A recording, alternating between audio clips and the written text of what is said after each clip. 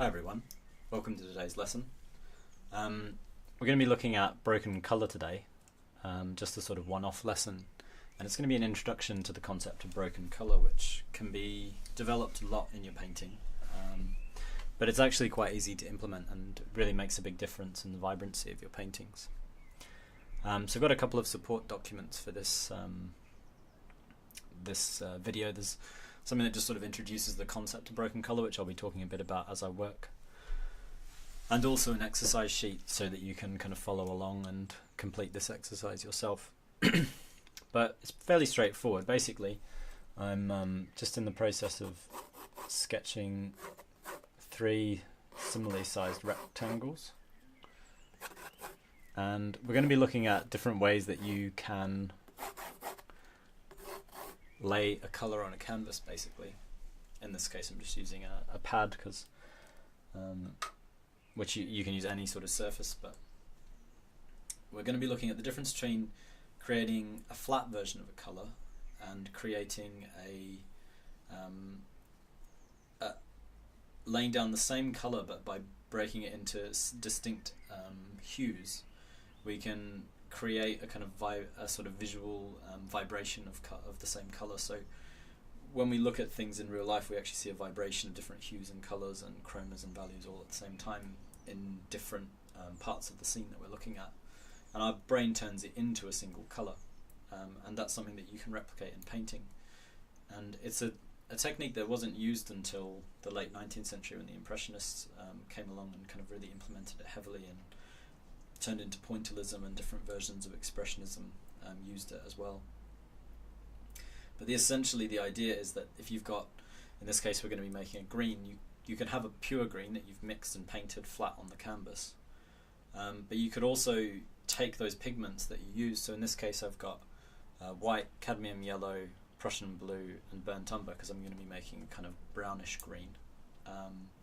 These colours, if placed next to one another across the surface, and particularly if painted into a base colour that already contains their mixture, will start to create a vibration. So we're going to do those 3 variations. I'm going to paint one block colour, I'm going to paint another that just uses kind of pure pointillism, so I'm just going to patch the colours on next to one another, and finally I'm going to have a wet ground, so I'm going to use the mixed pure colour and then paint kind of random patches of the original constituent colours into the surface.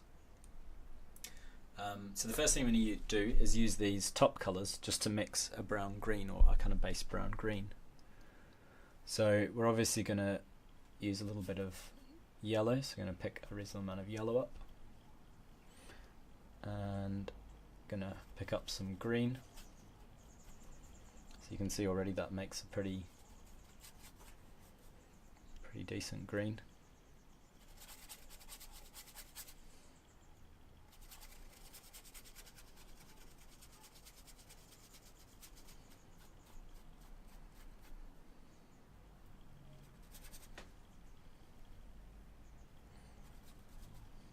And we're going to put a touch of burnt umber in as well, just to make it a kind of foresty, kind of brownish green.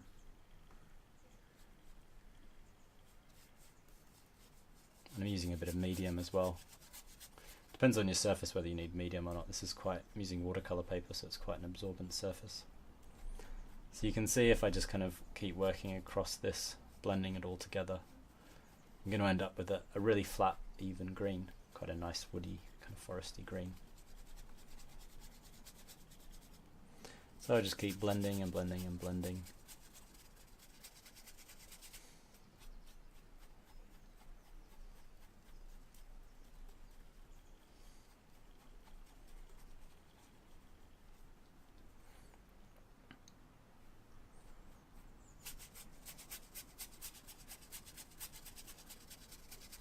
I want to get a really nice flat colour, even colour.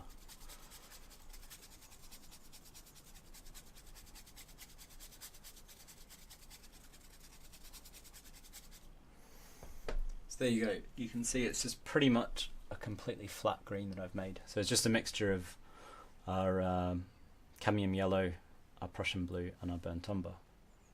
Now while that's there, I'm going to use these top colours and I'm going to mix Actually, no, I won't do that immediately. I'm going to swap to. So I'm using two identically sized brushes. So I'm going to leave this flat color brush aside, and if you want to be really neat, you want a different, when you're doing this broken color aspect to the painting, you want a different brush each time you pick up a different color. So you'd have 3 brushes roughly the same size, and you'd have one that matches your yellow, one that matches your Prussian blue, and one that matches your brown. Now the only thing I'm not sure about with this, I might need to, what I think I might need to do is just lighten the blue and the burnt umber a bit to get it to a value closer to the cadmium yellow. So if I start just putting little spots of the cadmium yellow over the surface, just randomly. So I don't want too much rhythm to this, or too much regularity. There can be a sort of rhythm. Oop. That was what I didn't want to do. So you see the that Prussian blue is a little bit too dark to kind of visually mix with the yellow. So I'm going to just tone that down a bit with a little bit of white.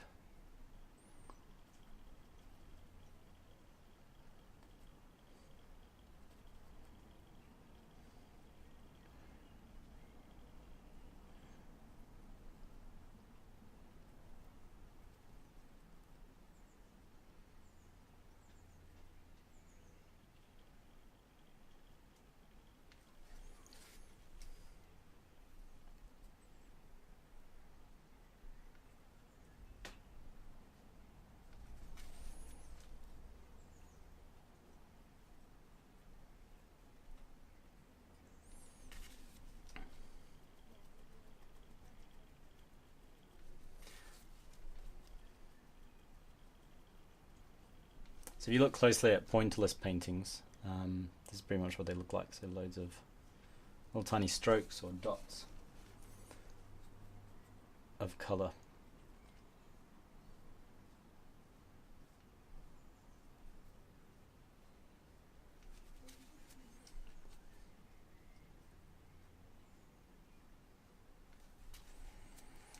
So I've got quite a lot of those blues there. Just going to give my brush another clean, get rid of as much blue as possible, and then start picking up some more yellow. So work my way across the surface, and then we just want to kind of go through and fill every last bit of white.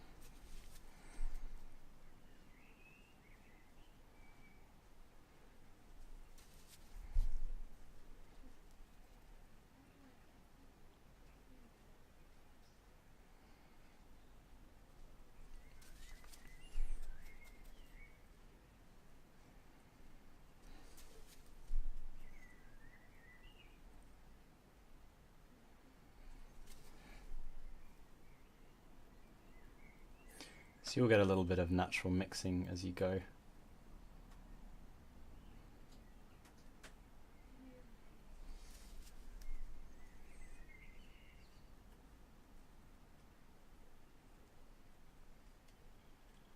So you can kind of keep dotting over.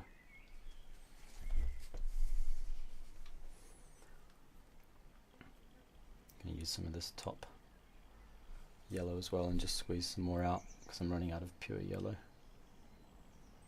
So I don't want the colours to become too mixed because then it already becomes a bit like the third one that we're going to do. Just wanted to make a version of it that's just pretty much totally distinct. And you can do this with any colours that you like, so you can pick any combination of colours and see what it looks like if you mix them. So you could pick a blue and a red and make something purple.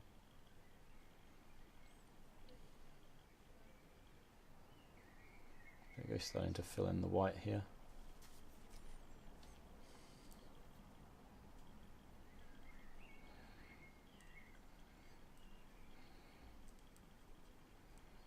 If you wanted to keep them completely discrete, you'd have to do them in separate days, because otherwise you will get some blending as you work your way across. Can go back to this blue.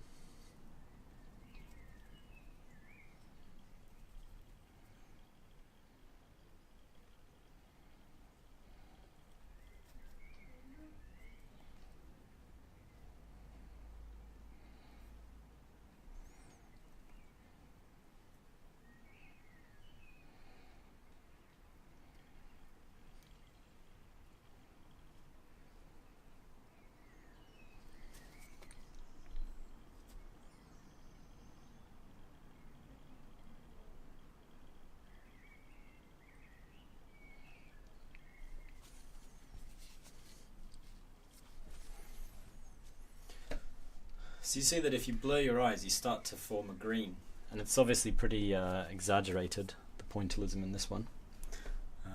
But if I switch to manual focus, we can have a look.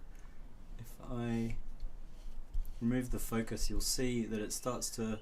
This is essentially what happens when you move back from an image. If I really blur it, you see that they just kind of merge because the yellow and the blue start to bleed in together. And that's what would happen if you took a step back from the painting. Your brain wouldn't be able to quite distinguish between the yellow and the blue. There, I mean, even here it's pretty obvious, but we're going to make another one just now, which will be a lot more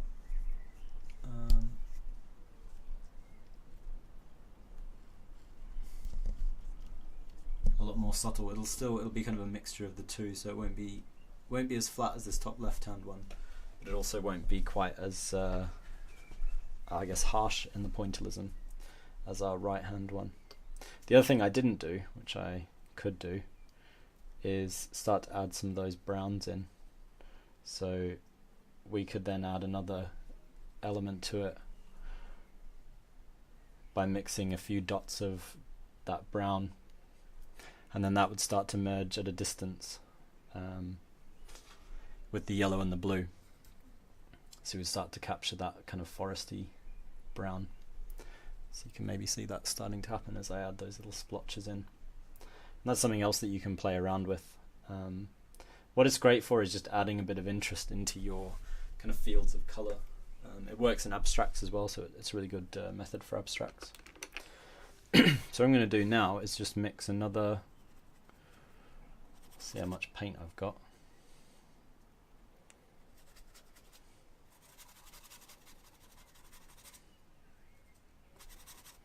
Maybe not quite enough.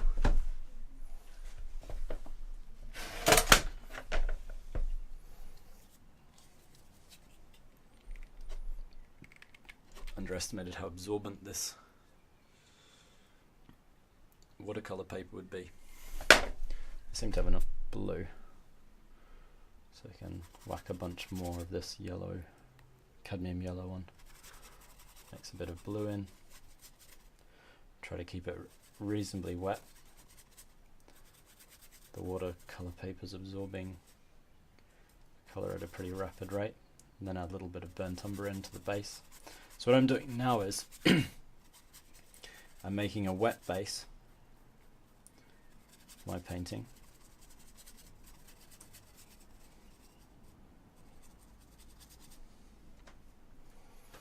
And over that I'm going to start breaking. So within that I can start to paint, and if you're painting into a wet surface it'll sort of tone down the pure colour. So I can start to paint some bits of yellow into it, just like we did over white, but you're just starting with something a bit more similar to what your ultimate look will be. Equally you could do this over a dry surface, but it's kind of nice the way you get little bits of smudges. It can help to vary your brush direction if you're doing something a bit less regular looking than that. So Pointillism tended to use the same brush strokes, but if you're working in a more classical mode and you just want to kind of subtly create a bit of vibration within your painting, I recommend kind of doing brush strokes in different directions. So can add a few bits of brown as well. So that brown, one thing you want to look for as well, the brown is maybe a little bit too dark for the base color, so that's why I can add a little bit of white into it, and there you can see the values closer to the original color. So all that we're starting to shift is the hue and chroma, but not the value, which means our brain reads it as the same value, but then can't quite pick exactly what color it is, because obviously the color shifts the whole way across.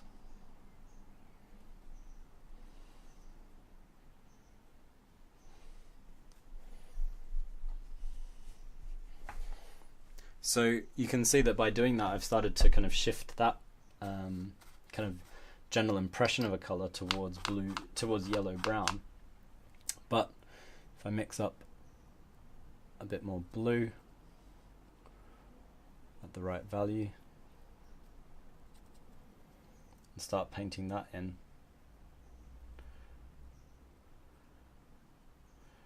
that starts to pull the blue back, so we start to get closer to that color we're trying to match. So one approach you can take is you can try to have a base color that you're attempting to match, or you can just kind of work as you feel is appropriate. So you just get your kind of colors up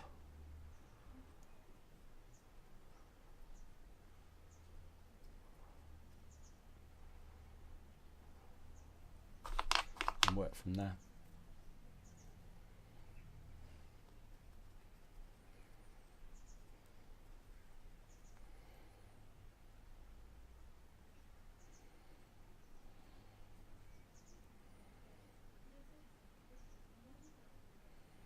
You can play around with it, so you can add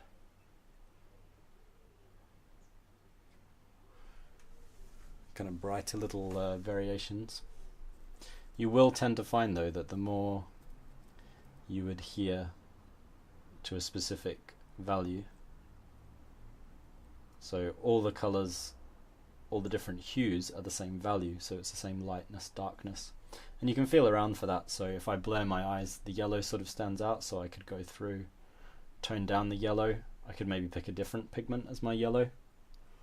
So something like a yellow ochre might work a bit better than the cadmium yellow, because the cadmium yellow is naturally a brighter color. Otherwise I would need to go in, so I need to go in and just use the burnt umber to tone down this yellow, which brings it closer to the blue. Probably still even a little bit bright for the blue, so I could make the blue lighter otherwise. That's another option. So if I go up here,